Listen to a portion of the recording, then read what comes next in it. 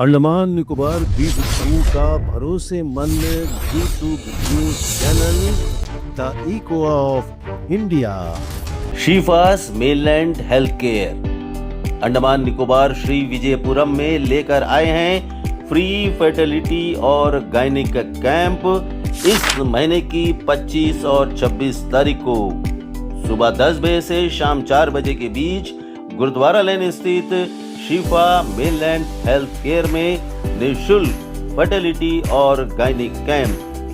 Registration के लिए contact करें डॉक्टर रुकियाल फातिमा के फोन नंबर 7679348664 या 9933296009।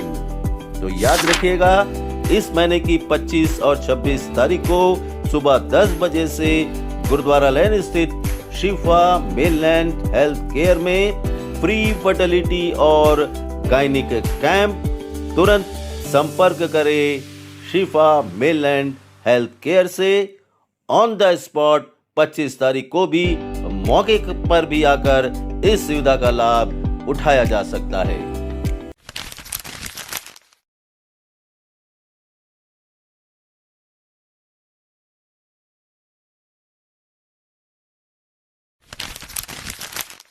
नमस्कार, the echo of India news channel में आपका स्वागत है। मैं राकेश चंद्रलाल।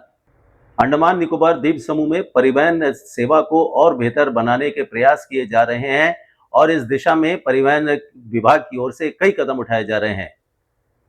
परिवहन सचिव रजनीश सिंह ने हमें बातचीत के दौरान बताया कि कई नई बसें मंगाई जा रही हैं और इन बसों को द्वीप समूह के विभिन्न क्षेत्रों में डिप्लॉय किया जाएगा। इसके अलावा जो सरकार की डिजिटल इंडिया कार्यक्रम है, इसे बढ़ावा देने के लिए भी योजना तैयार की जा रही है। टैब सेवा ये शुरू करने का प्रयास किया जा रहा है। उनका कहना है कि द्वीपों में जो परिवहन सेवा है, इसको सार्वजनिक भागीदारी के तहत, सामूहिक भागीदारी के तहत विभागों के जो अनुभवी लोग हैं उनसे विचार विमर्श करने के बाद उनका अनुभव लेकर एक बेहतर सेवा प्रदान की जाए ताकि लोगों को जो सार्वजनिक सेवा है उसका लाभ मिल सके। और देखिए, बेसिकली अंडमान निकोबार में हमें बस सेवा को और सुदृढ़ करना है और अच्छे से इसको सुव्यवस्थित करना है। तो इसके लिए हम बसेज की संख्या भी बढ़ा रहे हैं, क्योंकि बहुत सारी बसेज हमारी ऑफ रोड हो गई। तो हम उसके लिए अभी 17 बस खरीदने का भी ऑर्डर दे दिया है। तो वो बस भी बहुत जल्द ही मैं उम्मीद करता हूँ कि अगले 2 महीने के अंदर वो बसेज हमारे अंडमान की सड़कों पे दौड़ेंगी। इसके साथ ही पीएमई बस सेवा स्कीम में भी अंडमान एंड निकोबार के लिए सेंट्रल गवर्नमेंट ने 45 बसों की स्वीकृति प्रदान की है केंद्र सरकार ने। तो वो बस भी हमारे इस ट्रांसपोर्ट सिस्टम में ऑगमेंटेड हो जाएंगे और उसका भी फायदा हमारी जनता को मिलेगा। जहाँ तक डिजिटल इंडिया की बात कर रहे हैं, तो डेफिनेटली डिजिटाइजेशन हर समस्या का एक बेहतर विकल्प हो सकता है। तो यहाँ भी हम लोग उस पर काफ़ी विचार कर रहे हैं और हम लोग का एक कंसेप्ट बन रहा है कि हम एक प्रॉपर फ्लीट मैनेजमेंट सिस्टम करें और जो हमारे बस कंडक्टर्स हैं उनके पास जो मशीन से उसमें कार्ड से भी पेमेंट हो सके और हम स्मार्ट कार्ड की भी सुविधा लाएं, जिससे कि लोग मेट्रो कार्ड या बहुत सारे ट्रैवल कार्ड्स होते हैं, उस तरह के कार्ड्स के भी लाने की हमारी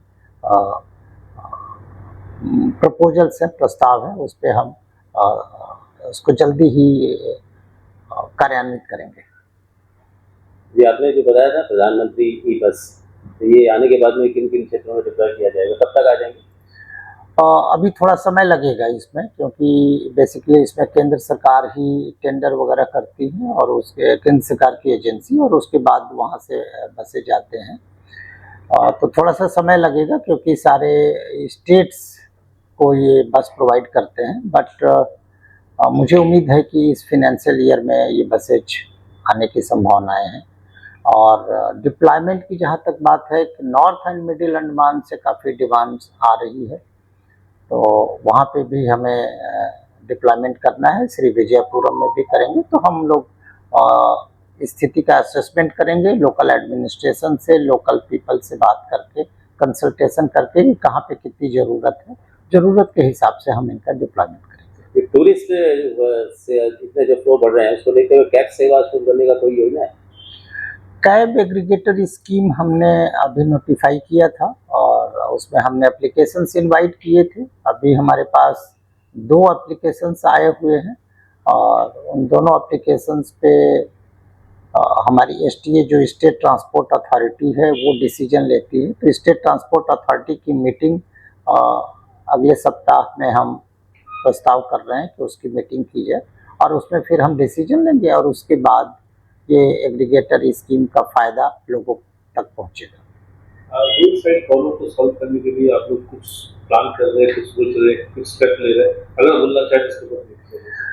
क्योंकि बेसिकली जो एबंडेंट व्हीकल्स भी बहुत सारे हैं जो हमारे रोड साइड में पड़े हुए हैं, जिसकी वजह से हमारे पेडेस्ट्रियन को, रोड सेफ्टी को और व्हीकुलर मूवमेंट को भी प्रॉब्लम होती है। उसके समाधान के लिए हम लोग इसके खिलाफ इन्फोर्समेंट ड्राइव भी चला रहे हैं और जितनी भी एबंडेंट व्हीकल्स हैं उसको हम वहाँ से क्रेन से लिफ्ट करके उसको कहीं डेजिग्नेटेड प्लेस पे हम उसको पार्क करेंगे, सो दैट कि जो मूवमेंट है, जो व्हीकुलर मूवमेंट है वो स्मूथ हो सके। ये जो राइड रोड पे भी ये मतलब चेकिंग हो रहा है और डेफिनेटली देखिए, मोटर व्हीकल एक्ट के अनुसार जो भी रोड सेफ्टी के लिए आवश्यक कदम होंगे वो सारे कदम हम उठाएंगे फेज मैनर में। बहुत बहुत धन्यवाद। नमस्कार। अंडमान निकोबार द्वीप समूह का भरोसेमंद G2 news channel the echo of India.